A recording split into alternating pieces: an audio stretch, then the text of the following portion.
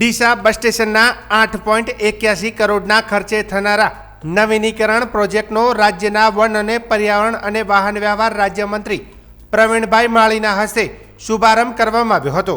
ગુજરાત રાજ્ય માર્ગ વાહન વ્યવહાર નિગમ જીએસઆરટીસી દ્વારા ડીસા અને આસપાસના ગ્રામ્ય વિસ્તારોના મુસાફરોની સુવિધા વધારવા આ કદમ ઉઠાવાયું છે।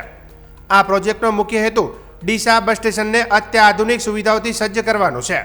આ નવીનીકરણથી મુસાફરોને વધુ સારી અને આરામદાયક મુસાફરીનો અનુભવ મળશે। આ પ્રસંગે પ્રવીણભાઈ માળીએ જણાવ્યું કે રાજ્ય સરકાર છેવાડાના માનવી સુધી સુવિધાઓ પહોંચાડવા કટિબદ્ધ છે। તેમણે ઉમેર્યું કે આ નવું બસ સ્ટેન્ડ ડીસાના વિકાસમાં એક મહત્વપૂર્ણ યોગદાન આપશે। નવીનીકરણ અંતર્ગત મુસાફરો માટે વિશાળ અને સુવિધાયુક્ત પ્રતીક્ષા હોલ, હાઈટેક શૌચાલય અને પીવાના પાણીની વ્યવસ્થા ઊભી કરાશે। આ ઉપરાંત બસોના આવાગમ માટે અત્યાધુનિક સિસ્ટમ અને પ્લેટફોર્મનું નિર્માણ તેમજ વાહન પાર્કિંગ માટે વ્યવસ્થિત જગ્યા અને સોલાર એલઈડી લાઇટિંગની સુવિધામાં વધારો કરવામાં આવશે।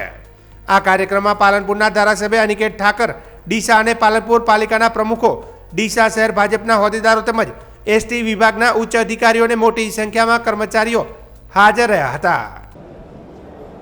આજે બનાસકાંઠા જિલ્લાના જીએસઆરટીસી વિભાગ દ્વારા ડીસા બસ સ્ટોપને નવીનીકરણ એટલે 25 વર્ષ પહેલાં બનેલા બસ સ્ટેન્ડને નવીનીકરણ કરવાનું આજે ખાતમુહૂર્ત કર્યું।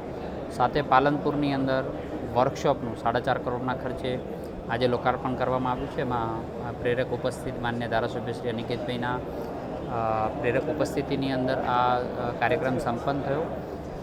જીએસઆરટીસી લોકોની સુખાકારી માટે જે કંઈ સુવિધા ખૂટતી હોય તે કરવા માટે તત્પર છે અને એના જ ભાગરૂપે આજે ડીસાનું બસ સ્ટેશન અને જોડે પાલનપુરનું વર્કશોપનું આજે લોકાર્પણ કરવામાં આવ્યું છે।